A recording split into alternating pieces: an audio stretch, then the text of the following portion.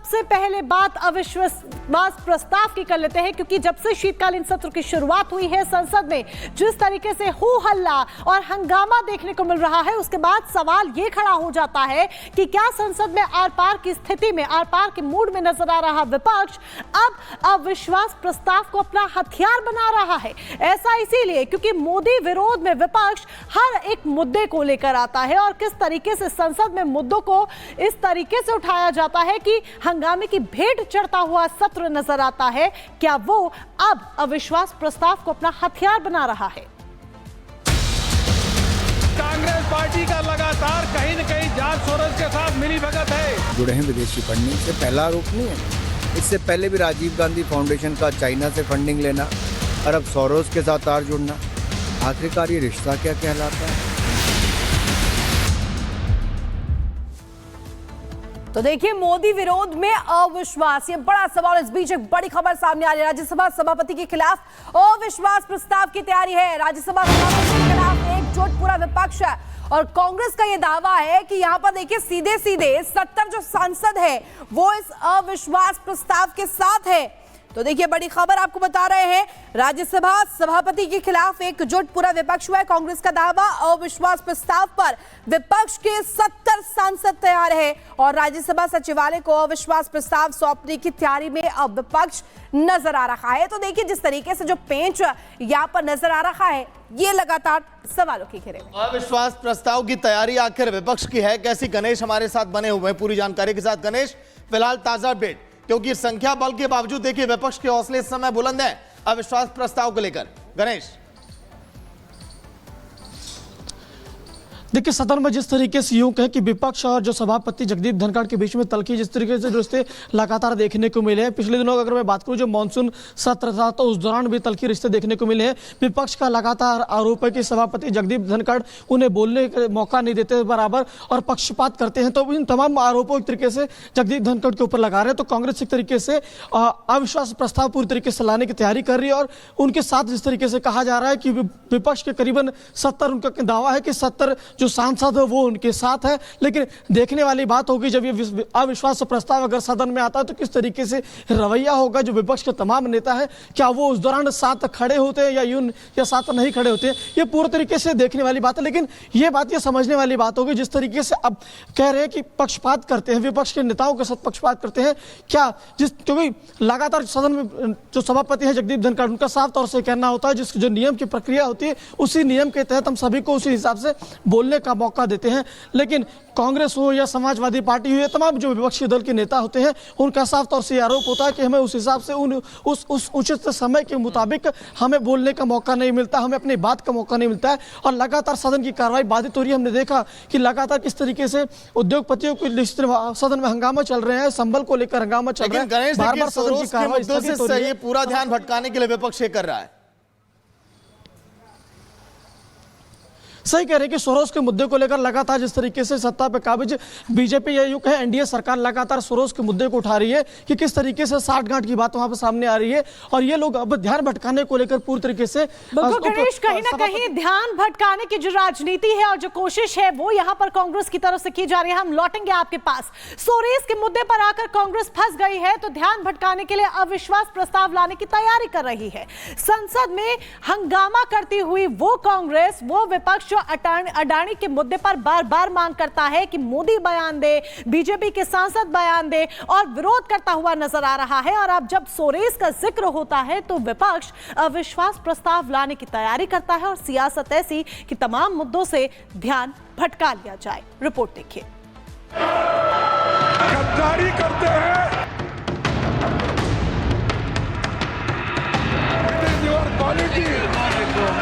कांग्रेस के वरिष्ठतम नेता वो वही भाषा बोलते हैं जिसको जॉर्ज सोरोस प्रोपोगेट करता है। सोरोस पर राज्यसभा में हंगामे से भड़की कांग्रेस।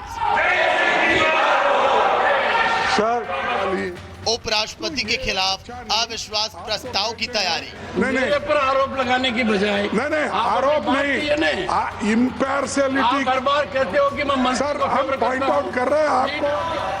संसद संसद सत्र में हंगामे और शोर शराबे को ही अपना सियासी हथियार बना चुका विपक्ष अब एक नई रणनीति पर काम कर रहा है। इंडी गठबंधन के सांसद, उपराष्ट्रपति और राज्यसभा के सभापति जगदीप धनखड़ को हटाने की कोशिश करने का फैसला किया है। इसके लिए विपक्षी सांसद सभापति के खिलाफ अविश्वास प्रस्ताव लाने की तैयारी कर रहे हैं। दावा किया जा रहा है कि विपक्षी नेता राज्यसभा में सोरोस के कांग्रेसी कनेक्शन को लेकर हुए शोर शराबे से नाराज हैं। कांग्रेस नेता ना तो इस मामले पर बहस के लिए तैयार हैं और ना ही सदन में इन आरोपों को लगाने वाले बीजेपी सांसदों को सीधा जवाब देना चाहते हैं।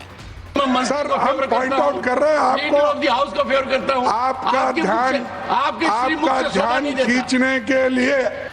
कांग्रेस इस पूरे मामले को ही इग्नोर करना चाहती है। जाहिर सी बात है कि बीजेपी कांग्रेस की इस कमजोर नस को जरूर दबाएगी। इसीलिए कांग्रेस इस मामले से ध्यान भटकाने के लिए सभापति पर ही दबाव बनाने की रणनीति पर काम कर रही है।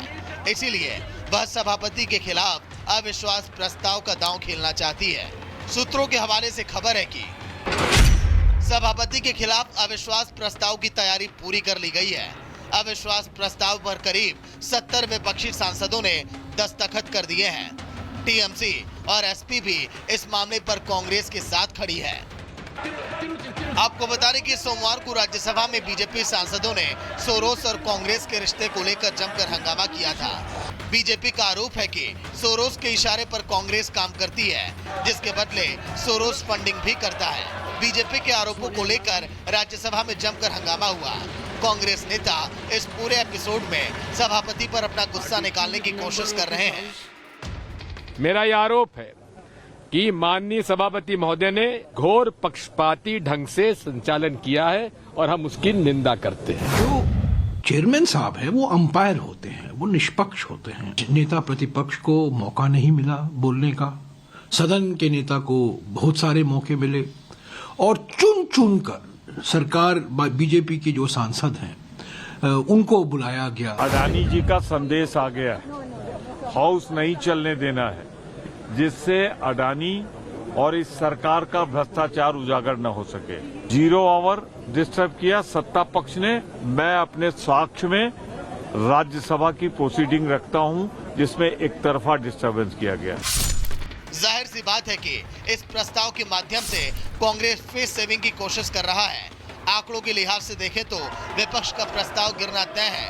मतलब जगदीप धनखड़ की कुर्सी पूरी तरह से सुरक्षित है। दूसरी तरफ कांग्रेस की तिलमिलाहट को देखकर बीजेपी सोरोस मामले पर फिर से अब हमलावर हो सकती है। Bureau report, Republic Bharat. George Soros के फंडिंग प्रोसेस से तो देखिए, दरअसल अविश्वास प्रस्ताव तो बहाना है, मकसद यहां पर जॉर्ज सोरोस के कनेक्शन से ध्यान भटकाना है, ये लगातार कहा जा रहा है। लेकिन अब आपको बता देते हैं, क्योंकि देखिए विपक्ष की तरफ से तैयारी तो कर ली गई है और सभापति के खिलाफ मोर्चा भी खोल दिया गया है। लेकिन क्या है सभापति को हटाने की प्रक्रिया, आपको डिटेल में बताते हैं। अनुच्छेद 67B में सभापति को हटाने का प्रावधान है। बाकायदे इसमें चीजें लिखी गई हैं।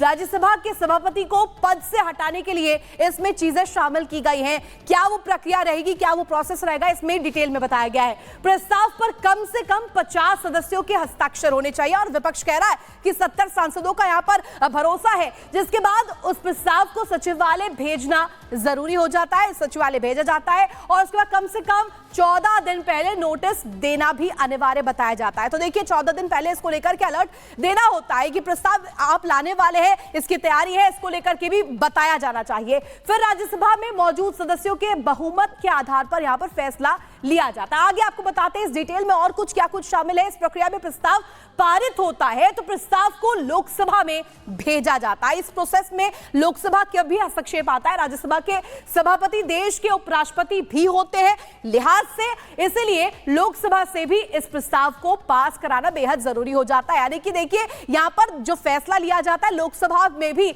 इसे पास करवाना जरूरी होता है। 20 दिसंबर शीतकालीन सत्र का आखिरी दिन है और ऐसे में आज देखिए जिस तरीके से तारीख पहुंच चुकी है 20 दिसंबर के हम बहुत नजदीक है, लेकिन